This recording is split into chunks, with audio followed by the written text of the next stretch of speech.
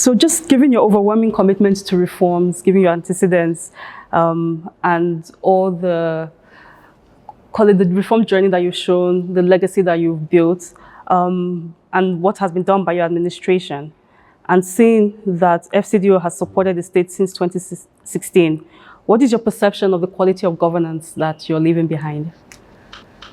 I don't know. I think that's for the people of Kaduna State to judge.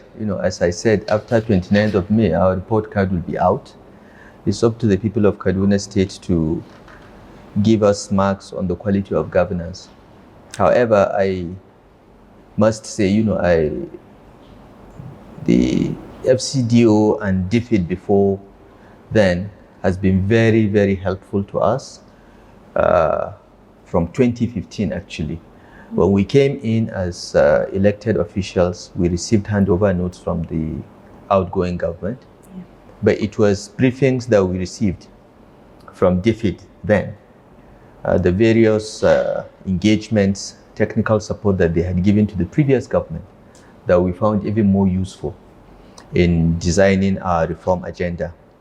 And we went flat out to implement what many of the interventions of DFID then, now FCDO, recommended to the previous government that it didn't implement. And we think we have laid a solid foundation for the governance of Kaduna State. We have, with the support of DFID and the World Bank, introduced a lot of transparency in our public finances.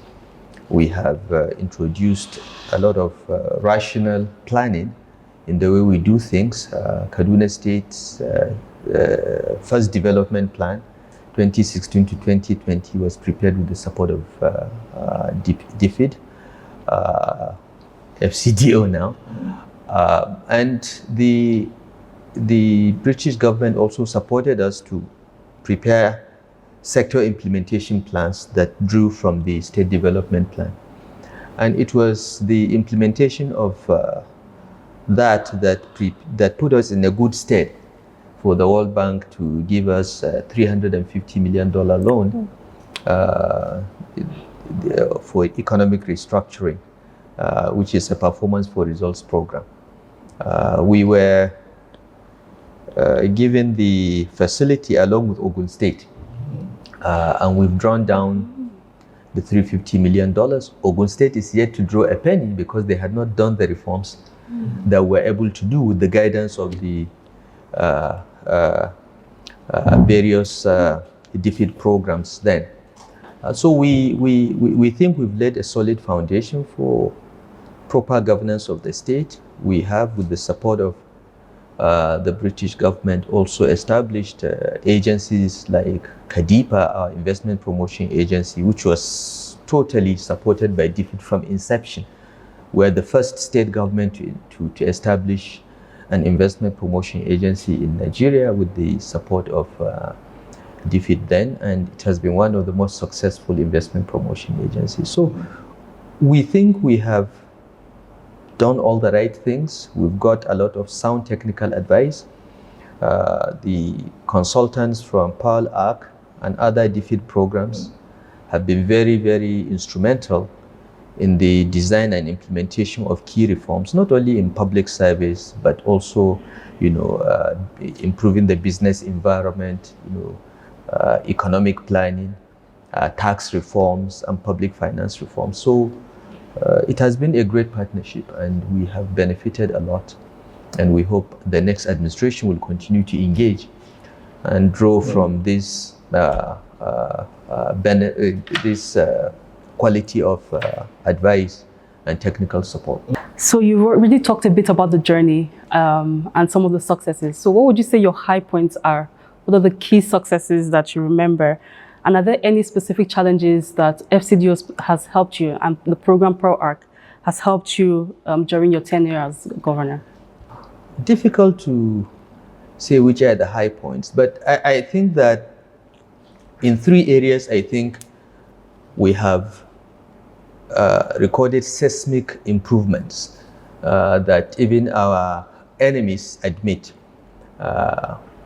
The first is in the area of land reforms. We already inherited PAL Act program for property registration, systematic property registration, which was going very slowly, but we scaled it up and we abolished the Ministry of Lands and Survey, which we identified very early as one of the impediments to the program. So we abolished the ministry and created the Kaduna Geographic Information Service. And today, KAGIS has become an institution that other states come to study and copy. And at last count, at least 7 states are trying to do what we did with Kaduna Geographic Information Service. We've not only computerized our land register, but we've doubled and tripled collections of land revenues. So that's one important area where FCDO's support has given us very clear results and additional revenues. The second area is in the area of investment promotion. When we came into office, businesses were leaving this state. They are shutting down. We came just at a time when Coca-Cola decided to close its plant here in Kaduna and move its production to Abuja. They converted the plant that has been in existence for 15, 20 years into just a depot. And that gave us great concern. And working with DFID, we created the Kaduna Investment Promotion Agency with the objective of making Kaduna the most attractive destination for business investments, both local and foreign. In 2014, the World Bank's Ease of Doing Business Index had placed Kaduna State as number 24 out of 36. And with the creation of KADIPA and the support we got from PAL Act, we were able to move to number 1 by 2018 in 4 years by implementing, business environment reforms.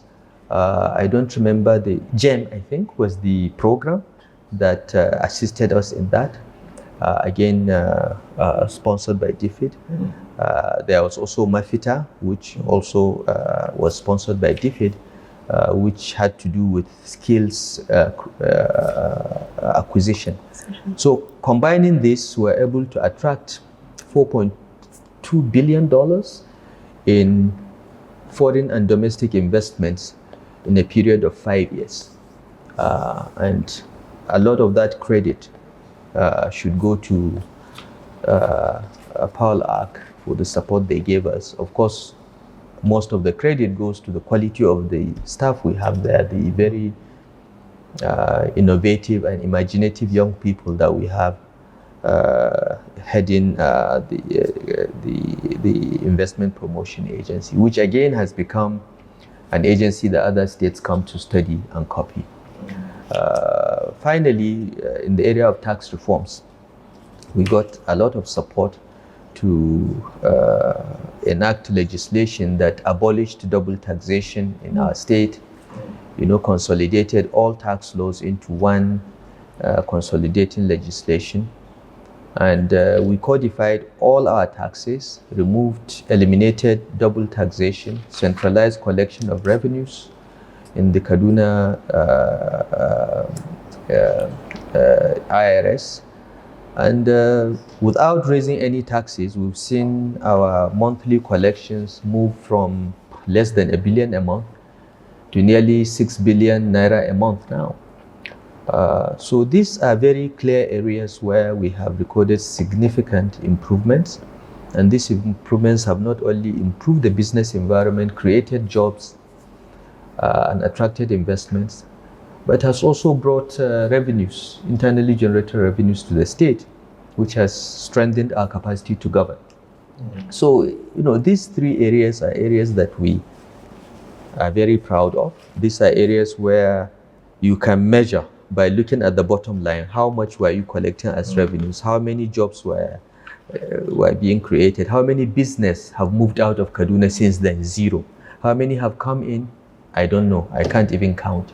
So there is a lot of value in reforming your business environment, in making it attractive for businesses to come. And of course, side by side with that, we've invested in infrastructure. We've invested heavily in improving security. But all those are difficult to measure. It's difficult to measure what is the impact of improved infrastructure on business or improved security.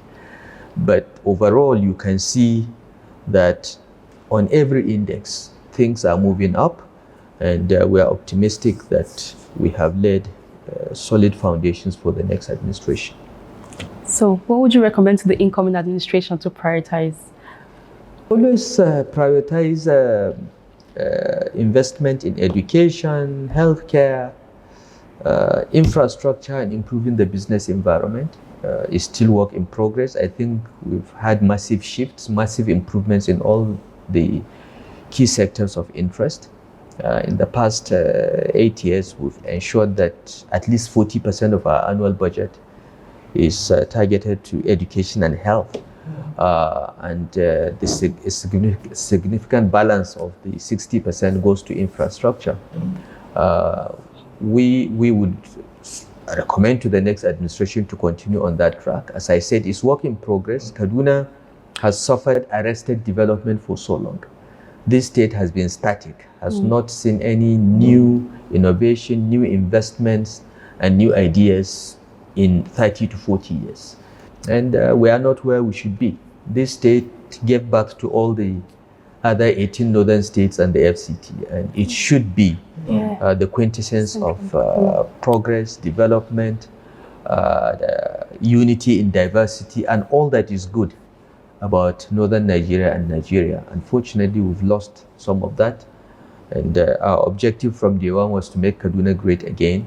We think we are on the way, but I think it will take more than one administration to make Kaduna great again. But I think the next administration will continue in that direction, and perhaps in my lifetime we'll get there. Thank you so much, sir, for your time. We're really grateful. Thank you very much. Thank you.